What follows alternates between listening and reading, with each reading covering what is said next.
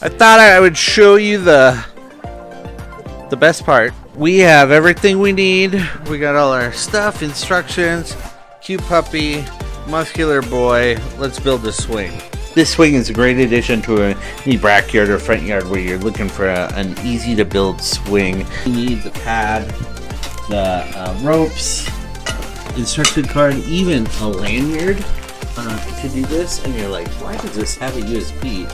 Oh, I'll show you. This is easier when you don't have a bitey puppy, but it's still actually super easy. So it comes with two of these holders. Those connect to the tree portion. It comes with the wrench. You just tighten on these holders. You see the platform's good size. There's an 11-year-old boy compared to crazy puppy. So you do supply your own batteries, and it comes with this neat waterproof bag. Now we got the ring, beautifully lit up. Don't worry, I'll show you how awesome it is at night. The carabiners which come with it, and then the straps. It does come with two straps if you want to spread it out across the branch, and you can definitely connect that to a higher rope.